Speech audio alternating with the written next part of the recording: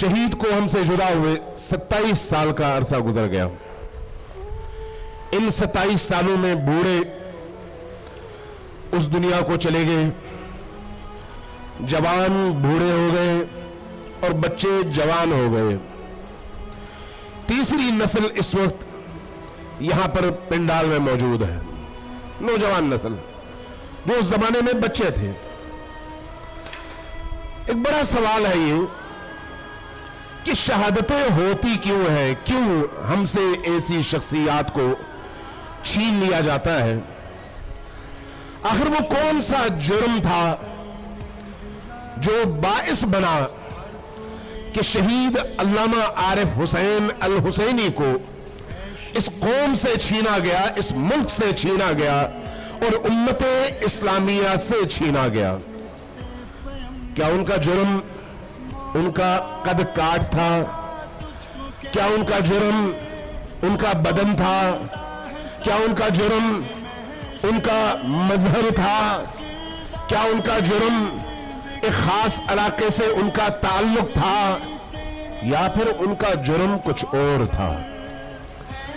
तारीख हमें यह बताती है कि जब कभी और जिस सरजमीन में कोई बेदार गर उठे, खुद बेदार हो और कौम को बेदारी का पैगाम दे सके, जब ऐसा फर्द उठता है तो उस फर्द के उठने की वजह से, उसके पैगाम बेदारी की वजह से जिन कुव्वतों को अपना वजूद खतरे में महसूस होता है, वो मुकाबले पर उतर आते हैं।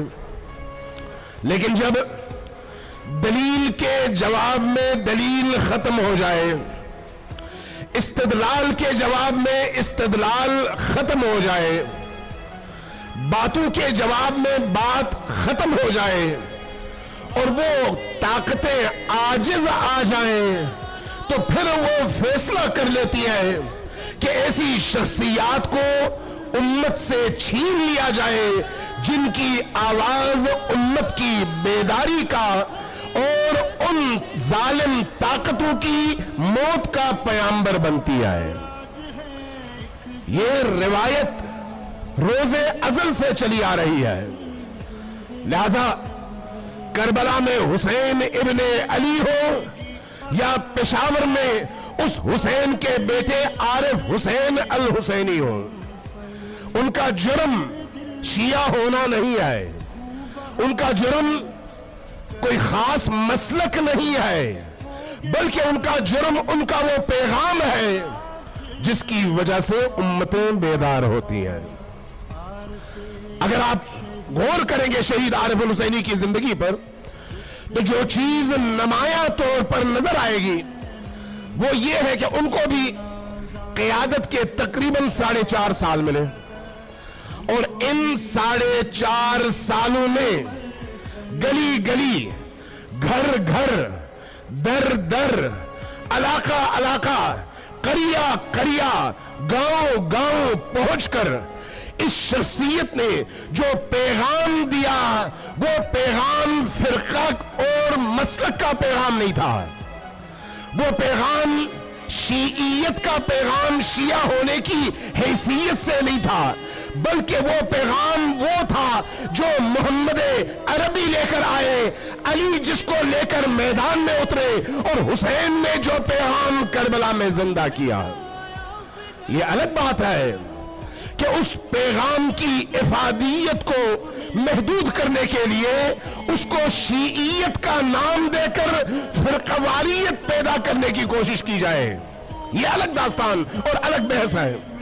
लेकिन इसमें किसी को शक नहीं होना चाहिए कि जो पैगाम हुसैन लेकर उठे, जो पैगाम आरिफ हुसैनी लेकर उठे, वो वही पैगाम है जो हर मजलूम और सितमदीदा पाबरहना इंसान की आवाज है, चाहे वो इंसान पाकिस्तान में बसता हो या अफ्रीका के जंगलों में बसता हो।